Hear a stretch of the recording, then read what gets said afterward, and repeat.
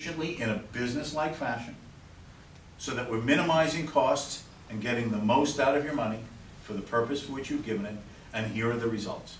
And there, sir, please, given this track record and our plans to even try to do more and better of the same, might you please consider giving another donation this year, and all things considered, if you can afford it, how about some extra money so we can expand what we're doing?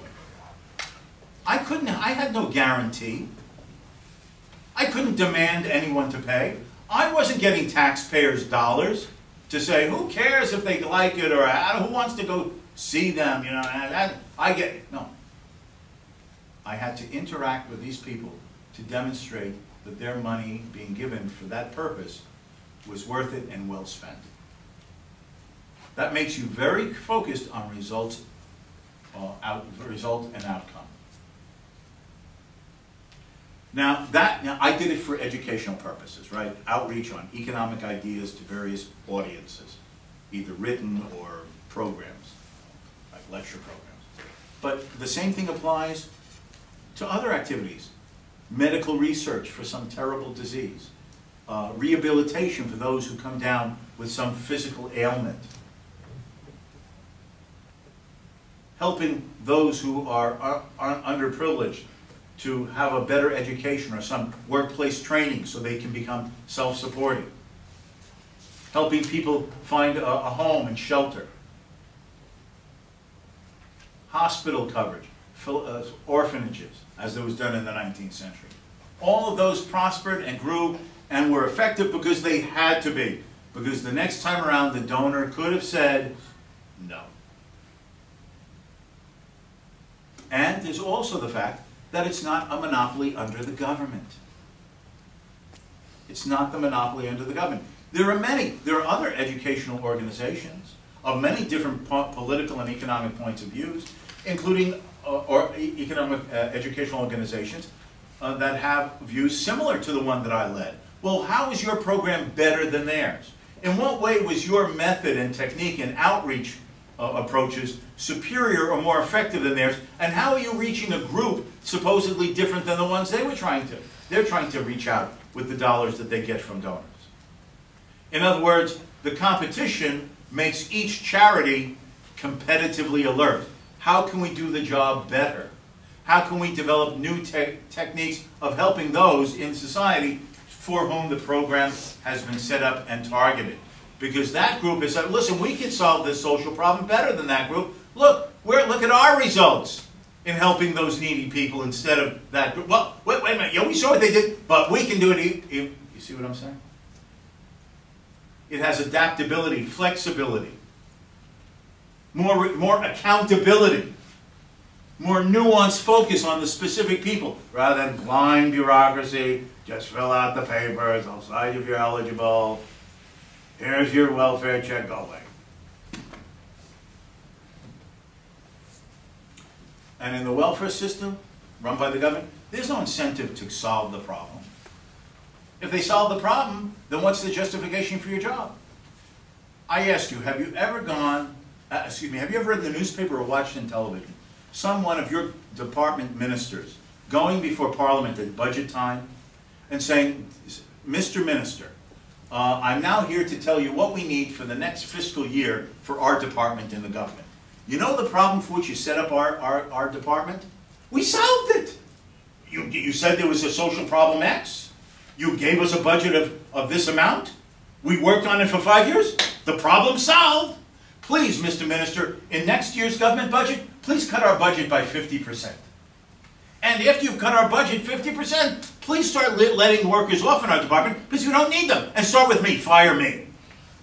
Have you ever heard a head of a government department say that before a ministerial committee?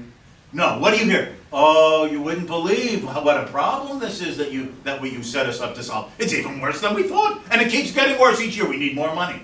We need more staff. We need more authority. These organizations, did you solve through research, or at least move it closer to an answer, the solving of some disease? Have you devised techniques to rehabilitate people who perhaps had some physical problem? Have you found a way to educate or give training to those who were lacking training or education so they could be more self-supporting? How many people did you help? How is your methods better than his? Did you solve the problem? Or have you at least alleviated it so it's not as bad as it used to be? If you want me to keep helping, show me the bottom line. The bureaucrats and the bureaucracy don't. In fact, if they ever solve the problem, they put themselves out of business. That's the difference in the mentality and the attitude. It's that ability to have to work in the private sector of charity and philanthropy that makes this a superior method to solve the social problems. It's also important that the Free Society creates a certain mindset. Not long ago, perhaps you read about it in the papers too, it must be about 5, 6 months ago, maybe longer, I forget now. You know, you get my age, the memory starts going, you lose all track of time. Anyway, there was this article that people such as Bill Gates and George Soros and a couple of other, Warren Buffett, this, famous financier, they made a pact that besides, when they died, in their wills, besides leaving money obviously for their families, right, you want your kids to be comfortable, your grandkids to be comfortable, that the bulk of their wealth would go to private charity. Now, everybody, it's their money. Just as I would want to have the discretion to spend my money as I wanted. It's their money, even though their money is obviously a lot bigger than mine. It's their money. They can give it to any charity they want, however they want.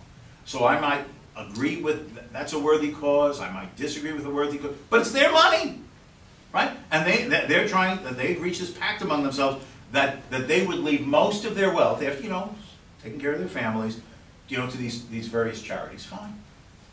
That is a unique character to the American people compared to most Western industrial countries. In spite of the level of taxation that the U.S. citizens pay, Americans give in private charity literally hundreds of billions, not tens of billions, hundreds of billions of dollars a year. And give of their free time, right? Working, free time, a few hours after work on a weekend or something. To work in a volunteer at a hospital or in a shelter or something, right? In-kind donation. Europeans have lost that. Shortly after this thing came out about Gates and Soros and Buffett and these others, the German weekly news magazine Der Spiegel ran an article in which they asked several German businessmen, wealthy businessmen, prominent members of German commercial society, would you sign such a pact? What was the response of these German businessmen? It's not my responsibility. I paid my taxes. Who am I to allocate money for these causes? It's the government's job. The fact that the government has done this for so long and to such a monopolizing degree in a country like Germany has desensitized everybody. They don't even think they have a responsibility to their fellow man anymore. I paid my taxes. And they don't even consider that, here, managers of huge corporations, executives who oversee, what, hundreds, thousands, tens of thousands of employees, manage the funds of billions of dollars. I'm not intelligent enough to give to a charity. Oh, that's the government's job. What? You've lost all sense of proportion? That you don't even think yourself competent to decide what to leave some of your money for a charity? Oh, no, it's the government's job. That's desensitizing, dehumanizing the human being towards his fellow man that this welfare state does. I paid my taxes, it's not my job, that's the bureaucrat's responsibility. No. There's an element in each one of us as a decent human being to be concerned with the condition of our fellow men. That doesn't mean you give your life for it. I mean, we have family, we have friends, we have our... But certainly, just as you give times to your family and your friends, if you can afford it and you have a sense of a decent calling, to give a little bit, even a sense of just humanity towards others. And that is what tends to be fostered, because in the free society of the type I've been talking about, if you don't do it, it ain't going to be done, because the government doesn't. That makes a person ask himself the question, what am I responsible for? What does it mean to be a decent human being?